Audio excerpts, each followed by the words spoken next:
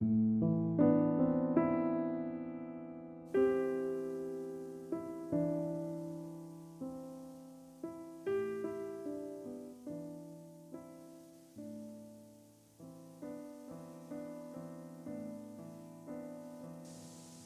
दोस्तों, स्वागत है अभिव्यक्ति में। पिछले लगभग 10 सालों से मैं हिंदी किताबें पढ़ रहा हूँ और इस साहित्य से प्यार हो गया है। शिवानी, अज्ञे, धर्मवीर भारती, मनोहर श्याम जोशी, हिमांशु जोशी, निर्मल वर्मा, मोहन राकेश, भगवती चरण वर्मा जैसे लेखकों को पढ़ने के बाद मैं हिंदी साहित्य की गहराइयों में और भी खो गया हूँ। अभिव्यक्ति मेरे लिए एक कोशिश है इन अनमोल रचनाओं को सहेज कर रखने की, ताकि जब शायद बेटी वेदांशी गुनगुन इस दुनिया को खोजना चाहे तो उसके पास कुछ निशानियां हो जिनका वो पीछा कर सके। आज की कड़ी में मैं आपसे बात करने वाला हूं राही मासूम रजा के उपन्यास टोपी शुक्ला की। यह समाज और सांप्रदायिकता पर एक तीखा व्यंग है और अंत में मैं इस उपन्यास के कुछ अंश आपके साथ साझा करूंगा, तो बने रहिए मेरे साथ। टोपी शुक्ला, समाज पर तीखा व्यंग। आज मैं आपसे एक ऐसे उपन्यास की बात करना चाहता हूं जो भले ही ज्यादा चर्चा में ना रहा हो, लेकिन उसकी गहराई और सामयिकता बेहद जरूरी है। यह उपन्यास है राही मासूम रजा का टोपी शुक्ला। अभी कुछ समय पहले ही मैंने नीम का पेड़, उसकी बूंद और फिर टोपी शुक्ला पढ़ा, और सच कहूं तो मैं खुद हैरान हूं कि मैंने रजा साहब की लेखनी को इतने समय तक कैसे नजरअंदाज किया। उनकी रचनाओं में जो गहराई और समाज पर तीखा व्यंग है वो अब मेरे लिए खुलकर सामने आया है। शायद मैंने ये थोड़ा देर से किया, लेकिन अब जब मैंने उनके उपन्यास पढ़े हैं मैं समझता हूं कि उनका साहित्य आज भी उतना प्रासंगिक है जितना पहले था। टोपी शुक्ला की कहानी सिर्फ टोपी और इफ़न की नहीं है। यह उस दौर की है जब देश आज़ादी के बाद के बदलावों से गुजर रहा था और सांप्रदायिकता की दीवारें खड़ी हो रही थी। रजा साहब ने इन दो दोस्तों के रिश्तों के जरिए दो धर्मों के बीच पड़ती हुई खाई को बड़ी सटीकता से दिखाया है। मुझे इस उपन्यास में सबसे ज्यादा यह बात पसंद आई कि कैसे छोटे छोटे लम्हों में उस समय की बड़ी सच्चाइयां झलकती हैं और धीरे धीरे उनकी दोस्ती पर इतिहास का बोझ कैसे हावी हो जाता है। यह सिर्फ उस दौर की बात नहीं, आज भी हम ऐसी ही चुनौतियों का सामना कर रहे हैं। हम देख रहे हैं कि धर्म और पहचान के नाम पर आज भी समाज में तनाव बढ़ रहा है। ऐसे में राही मासूम रजा का ये उपन्यास एक आईना है जो हमें सोचने पर मजबूर करता है कि क्या हम सही दिशा में बढ़ रहे हैं। राही साहब का साहित्य सफर सिर्फ उपन्यासों तक सीमित नहीं था। उनका योगदान टीवी और फिल्म जगत में भी बहुत था। शायद आप जानते होंगे कि उन्होंने ऐतिहासिक धारावाहिक महाभारत की पटकथा भी लिखी थी। एक मुस्लिम लेखक होने के बावजूद उन्होंने भारत के सबसे महत्वपूर्ण भारत धार्मिक ग्रंथ में से एक महाभारत की कहानी को बेहद सजीव ढंग से प्रस्तुत किया है।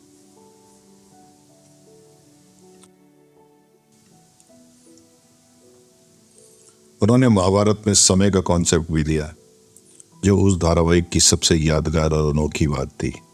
जब समय की आवाज सुनाई देती थी तो पूरा देश ठहर जाता था। यह एक ऐसा विचार था जिसे पूरे भारत की कल्पना को बांध दिया। और सोचिए, एक मुस्लिम लेखक द्वारा ऐसा योगदान जिसने इस हिंदी शास्त्र की कथा को घर घर में जीवंत कर दिया। ये रजा साहब की बहुआयामी सोच और उनके काम की गहराई को दिखाता है। इसी साहित्यिक सफर में उनकी एक मशहूर कविता है, मेरा नाम मुसलमान जैसा है। मेरा नाम मुसलमान जैसा है, मुझको कत्ल करो और मेरे घर में आग लगा दो। ये पंक्तियां उनके अंदर के उस दर्द और समाज की जटिलताओं को दिखाती हैं। रजा साहब की हर रचना में यही सच्चाई और गहराई मिलती है जो उनके साहित्यिक कद को ऊंचा बनाती है।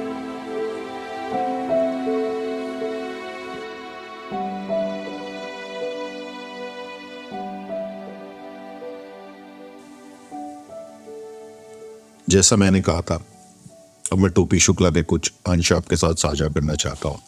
शुरुआत करेंगे भूमिका से, जहाँ रजा साहब ने बहुत ही सादगी से इस उपन्यास की नींव रखी है। तो आइए सुनते हैं टोपी शुक्ला की भूमिका। मुझे यह उपन्यास लिखकर कोई खुशी नहीं हुई, क्योंकि आत्महत्या सभ्यता की हार है। परंतु टोपी के सामने कोई और रास्ता नहीं था। यह टोपी मैं भी हूं और मेरे ही जैसे और बहुत से लोग भी हैं। हम लोगों में और टोपी में केवल एक अंतर है, हम लोग कहीं ना कहीं किसी न किसी अवसर पर कॉम्प्रोमाइज कर लेते हैं और इसीलिए हम लोग भी जी भी रहे हैं। टोपी कोई देवता या पैगंबर नहीं था, किंतु उसने कॉम्प्रोमाइज नहीं किया और इसीलिए उसने आत्महत्या कर ली। परंतु आधा गांव ही की तरह यह किसी आदमी या कई आदमियों की कहानी नहीं है, यह कहानी भी समय की है।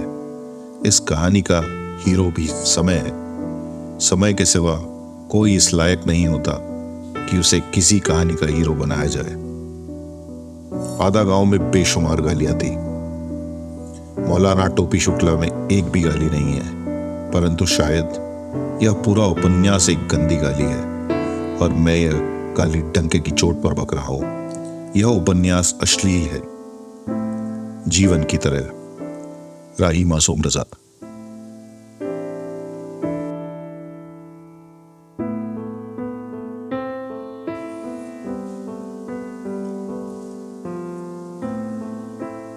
पेज 8। टोपी का पूरा नाम बलभद्र नारायण शुक्ला था। उसके बाप का नाम और कठिन था। दादा का नाम तो खुद टोपी को भी ठीक से याद नहीं होता था, परंतु जब भी इफ़न उससे कहता, टोपी यार तुम्हारा नाम शोरफा के मुंह से निकल नहीं सकता, तो टोपी जवाब देता, भाई उर्दू शोरफा के मुंह से ना निकल सकता होगा, परंतु हिंदी शोरफा के मुंह से अवश्य निकल सकता है। आप ही का नाम कौन कहे कि बड़ा सरल है, सैयद जरगाम मुर्तजा अबदी। वाह, मैं जानता हूं प्रोनाउंसिएशन ठीक नहीं हुआ, परंतु मैं उर्दूभाषी नहीं। यह बात इफ़न को हमेशा चुप करा देती, परंतु एक बात जरूर साफ हो जाती कि अब कोई केवल शरीफ नहीं रह गया है, हर शरीफ के साथ एक दुमछल्ला लगाया हुआ है। हिंदू शरीफ, मुसलमान शरीफ, उर्दू शरीफ, हिंदी शरीफ और बिहार शरीफ। दूर दूर तक शरीफों का एक जंगल फैला हुआ है। यह सोचकर इफ़न सदा उदास हो जाता, परंतु मैं आपको इफ़न की उदासी की कहानी नहीं सुना रहा हूं। बात हो रही थी टोपी की। यह मैं बतला चुका हूं कि उसका नाम बलभद्र नारायण शुक्ला था, परंतु लोग उसे टोपी शुक्ला ही कहा करते थे।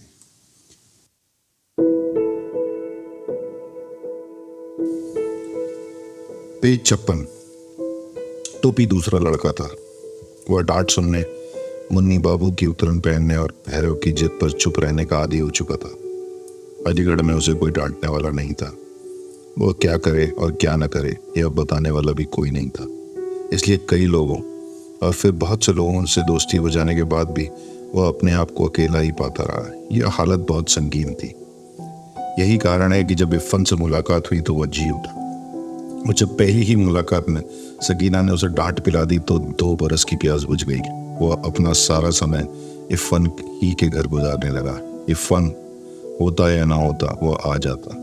इफ़न की किताबें उलटता पलटता, सकीना की डांटें सुनता, 5 बरस की शबनम को हिंदी पढ़ाने की कोशिश करता और इस पर सकीना की डांटें सुनता। इफ़न के यहाँ उसका आना जाना इतना बड़ा कि शमशाद मार्केट, स्टाफ क्लब और कैफे डी फूस और कैफे डी अलफ लैला में इसकी बातें होने लगी। यूनिवर्सिटी एक छोटी सी बस्ती है, शहर से अलग थलग। यूनिवर्सिटी में बहुत से लोग ये तक भूल जाते हैं कि मुसलमानों का बहुमत पाकिस्तान में है, कठपुले के पार हिंदुस्तान है, कठपुले के इधर यूनिवर्सिटी। इसलिए लोग एक दूसरे की टोह में लगे रहते हैं। किसकी बीवी किसे देखकर मुस्कुराती है, कौन लड़का आजकल किस किस लड़की पर आशिक है और किस किस पर आशिक होने वाला है। Sex, frustration, fanaticism.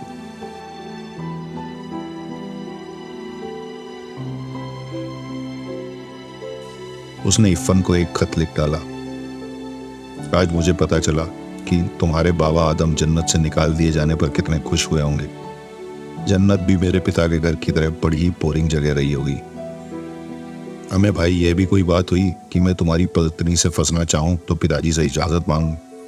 अब तो मेरा घर भी नहीं रह गया।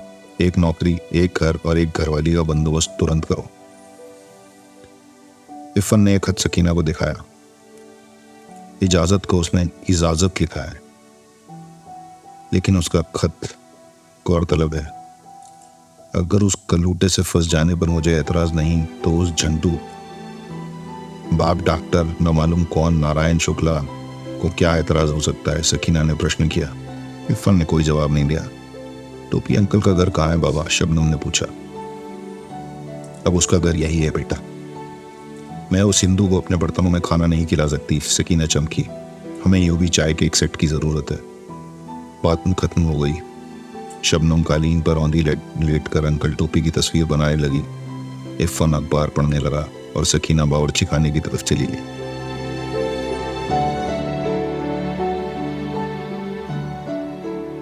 बाजार बंद हो गए, कानाफूसी होने लगी, लोग जल्दी जल्दी घर जाने लगे। बलवा हो गया। फिर बलवा सारे पश्चिमी यूपी में फैल गया। मेरठ, शाहजहांपुर, बरेली, हाथरस, खुर्जा। लाशें लाशें लाशें। लाश, यह शब्द कितना घिनौना है। आदमी अपनी मौत से अपने घर में अपने बाल बच्चों के सामने मरता है, तब भी बिना आत्मा के उस बदन को लाश ही कहते हैं। और आदमी सड़क पर किसी बलवाई के हाथों मारा जाता है, तब भी बिना आत्मा के उस बदन को लाश ही कहते हैं। भाषा कितनी गरीब होती है। शब्दों का कैसा जबरदस्त काल है।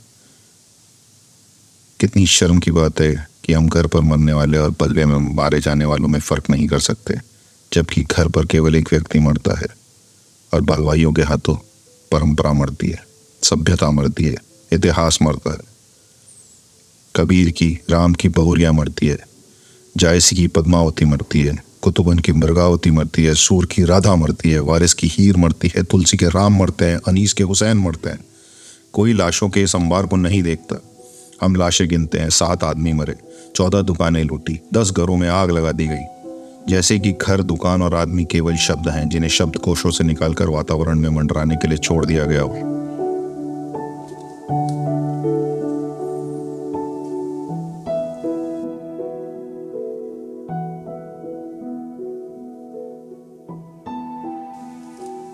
पेज 110।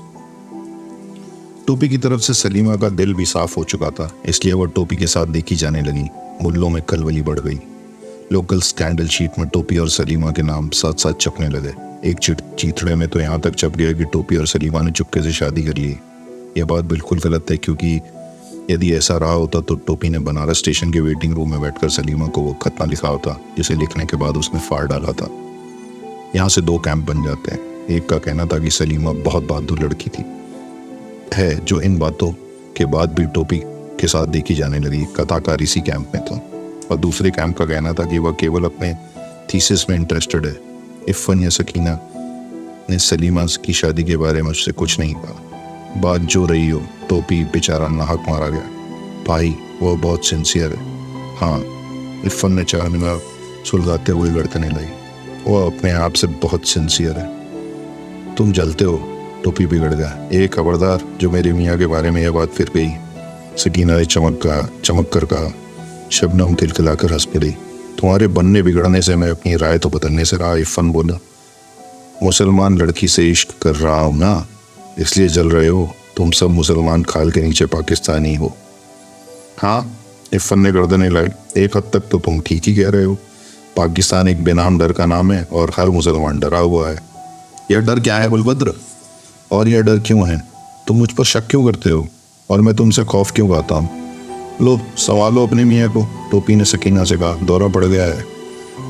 नहीं, वाकई बलबद्र, इरफान ने कहा। इतने बड़े मुल्क में इन 2 लफ्जों ने डाकुओं की तरह पकड़ रखा है, और ये दोनों डाकू रैंसम मांग रहे हैं। डर, शक, मुसलमान, हिंदू, काले गोरे।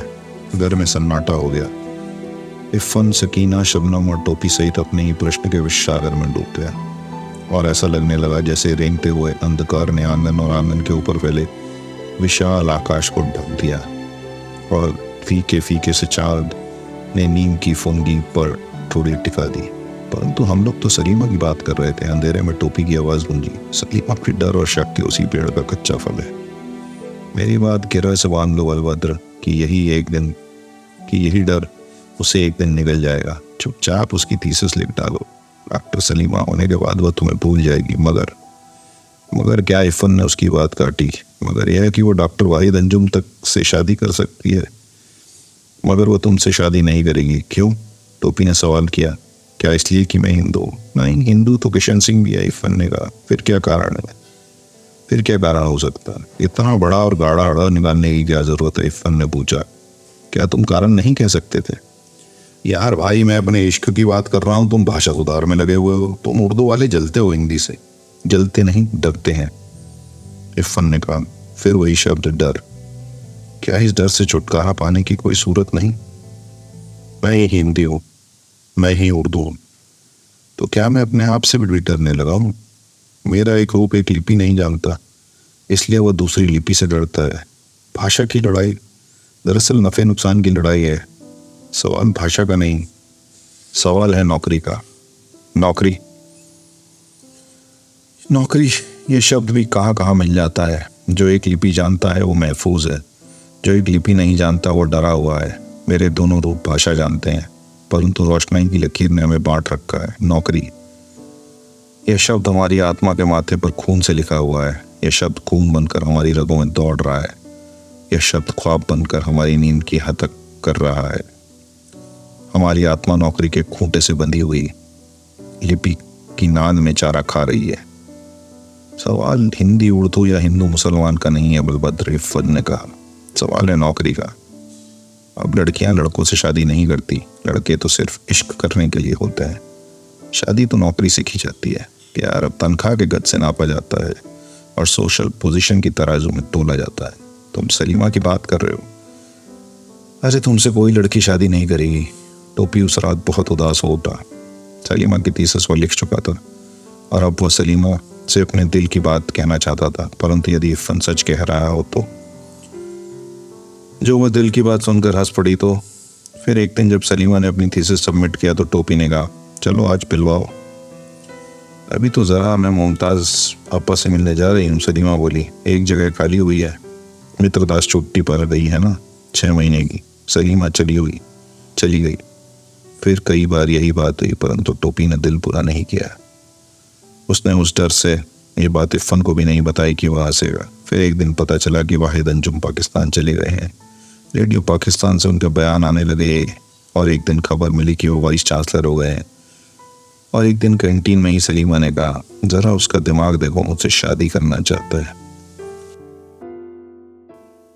शादी करना चाहने में क्या हर्ज है? टोपी ने पूछा। अब तो वाइस चांसलर हो गया है, 2-3 हजार तनख्वाह भी पा रहा होगा। अरे तो क्या मैं उसकी नौकरी में से शादी कर लूं? मुझसे अच्छी नौकरी तो जाकिर साहब की है। यह सुनकर टोपी का अंग अंग गुनगुनाने लगा। फिर भी दिल की बात कहने की हिम्मत नहीं। तुम कहीं नौकर वोकर क्यों नहीं हो जाते? सलीमा ने पूछा। कोशिश तो कर रहा हूँ, टोपी अप्लाया। कहीं हिंदू होने की वजह से नहीं मिलती और कहीं मुसलमान होने की वजह से, मगर ऐसा कब तक चलेगा? हाँ, टोपी बोला, ऐसे तो काम नहीं चल सकता। यह उसी दिन की बात है जिस रात वो कल्लन को चुनाव लड़ाने बनारस गया था। वो बनारस से लौटा तो पता चला कि सलीमा की शादी वालिद अंजुम की नौकरी से हो गई। वो बनारस से 100-200 बरस के बाद नहीं लौटा। केवल 5 दिन में एक कहानी एक शॉर्टकट से होती हुई अपनी मंजिल पर पहुंच गई। 18 पेज 114। वाजिद खान टोपी को देखकर मुस्कुरा दिए। जवाब में टोपी रुआसा हो गया।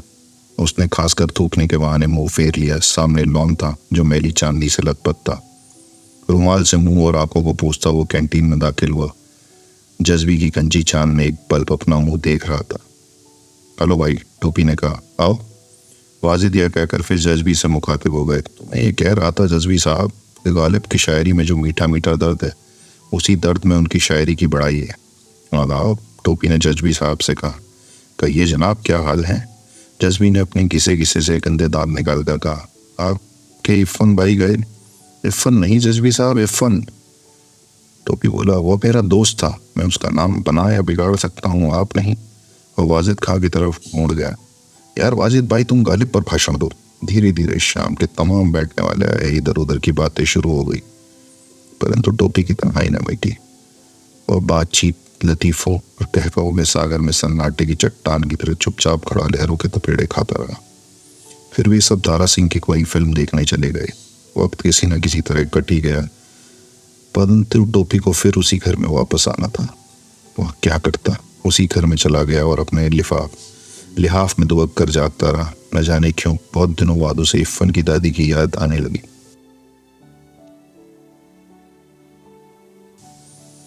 आंखों की देखी कहती नहीं, कानों की सुनी कहती हूँ, झूठे पर खुदा की लानत। कहते हैं एक जमाने में एक तो बादशाह रहा, उसके साथ बेटियां रही। एक दिन जो वो चला सफर पर तो अपनी बेटियन को पास बुला के पूछिस। वह सो न सका, परंतु थकन से उसकी आंखें बंद हो गई और आंखें बंद करने से पहले उसने फैसला किया कि अब वह अलीगढ़ में नहीं रहेगा।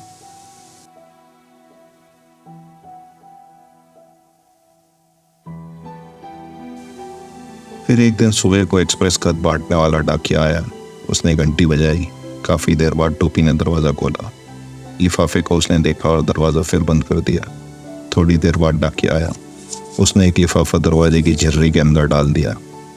थोड़ी देर बाद बंगन आई। वह घंटी बजाती रही परंतु दरवाजा नहीं खुला। फिर धोबी आया, घंटी बजाकर वह भी चला गया। शाम होते होते पुलिस आ गई। दरवाजा तोड़ा गया और तब पता चला कि अपने कमरे में टोपी आदमी से लाश बन चुका है।